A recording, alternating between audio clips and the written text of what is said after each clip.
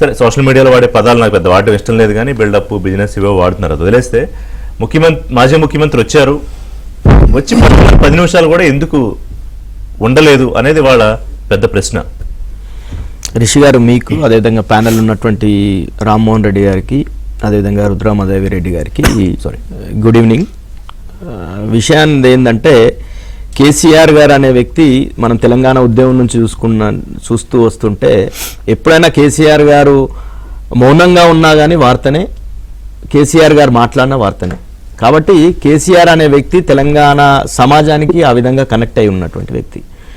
కేసీఆర్ గారు చాలా ఓపికతో 2 సంవత్సరాలు ఈ కాంగ్రెస్ అధికారంలోకి వచ్చిన సందర్భంగా 2 సంవత్సరాల కాలం రేవంత్ రెడ్డి గారి పేరు తీసుకోకుండా, ఆయన గురించి మాట్లాడకుండా, ఒక సందర్భంలో ఒక టీవీలో మాట్లాడుతూ ఈయనకు మంచి శుభం కలగాలి, మంచిగా రాష్ట్రాన్ని మంచిగా పరిపాలించాలని చెప్పేసి మంచి వాక్యాలే చెప్పినటువంటి చూసినాం.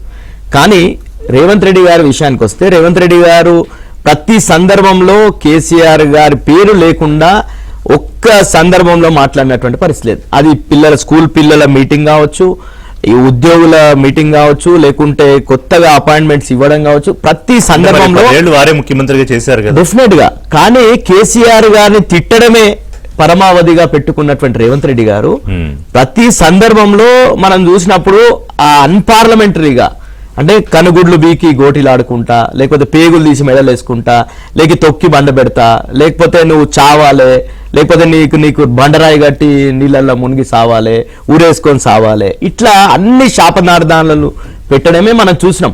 ఈ 2 సంవత్సరాల్లో రేవంత్ రెడ్డి గారు ఏం గొప్పగా చేసిందంటే కేసీఆర్ గారిని విమర్శించడం, కేసీఆర్ గారి కుటుంబాన్ని విమర్శించడం తప్ప ఆయన పరిపాలన మీద శ్రద్ధ పెట్టలేడు అనేది మనకు రిజల్ట్స్ తెలుస్తున్నాయి. అన్ని రంగాల్లో తెలంగాణ గతంలో ఏ స్థాయి, తారాస్థాయికి దేశంలో ఒక కొత్త రాష్ట్రంగా ఏర్పడి 10 సంవత్సరాల్లో ఇరిగేషన్ కావచ్చు, అగ్రికల్చర్ కావచ్చు, ఇండస్ట్రీలు కావచ్చు, ఐటీ కావచ్చు, అన్నిట్లలో పర్ క్యాపిటల్ ఇన్కమ్ కావచ్చు, అన్ని రంగాల్లో దేశంలో ఒక నంబర్ 1 స్థాయికి ఎదిగే పరిస్థితికి రేవంత్ రెడ్డి గారు నచ్చకపోయినా, రేవంత్ రెడ్డి గారి మీద కోపం ఉన్నా, పోనీ ఆయన తిడుతున్నారు అనుకున్నా కూడా, అందుకు దానికి సభకి రాకపోవడానికి ఏమన్నా ఉందా, కనెక్షన్ ఉందా? డెఫినెట్ గా కేసీఆర్ గారు ఏం చెప్తున్నారంటే, మీరు రండి, మీ అనుభవాన్ని మాకు పంచండి, దిశానిర్దేశం చేయండి, కన్స్ట్రక్టివ్ గా క్రిటిసైజ్ చేయండి, మేము సరిదిద్దుకుంటా, ఏమైనా తప్పులుంటే పాలసీ పరంగా చాలా ఓపెన్ గా, హంబుల్ గా రిక్వెస్ట్ చేశారు అనేక సార్లు. ఇవాళ కూడా ఆయన జెస్చర్ చాలా చక్కగా అనిపించింది. వెళ్ళి మాజీ ముఖ్యమంత్రి ప్రతిపక్ష నాయకుడు టేబుల్ దగ్గరికి వెళ్ళి విష్ చేసి వచ్చారు.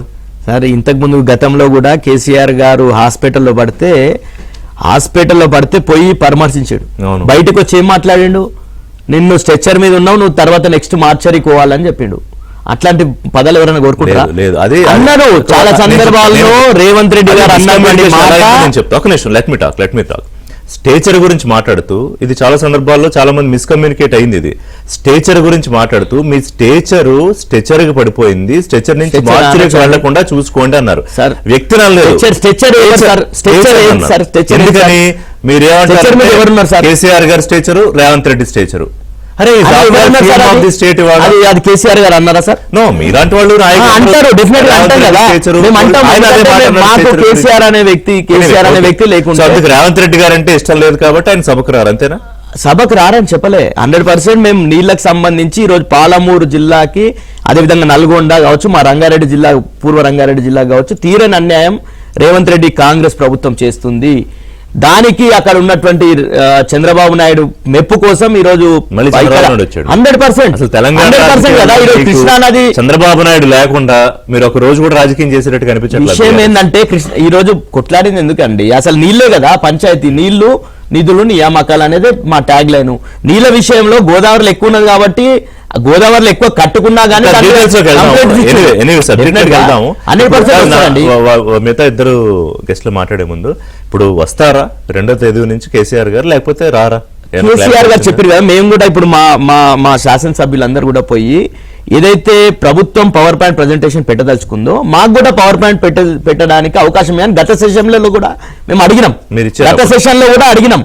ఈ రోజు కూడా మా ఎమ్మెల్యేలు పోయి స్పీకర్ గారికి అడగడం జరిగింది. హరీష్ రావు గారు, అందరు కూడా, మిగతా సబితా ఇంద్రారెడ్డి గారు, మిగతా వాళ్ళందరూ కూడా పోయి అడగడం జరిగింది. మాకు అవకాశం ఇవ్వండి, కరెక్ట్ గా టైం ఇస్తే 100% గా వస్తారు. కేసీఆర్ గారు ఎందుకు రారు?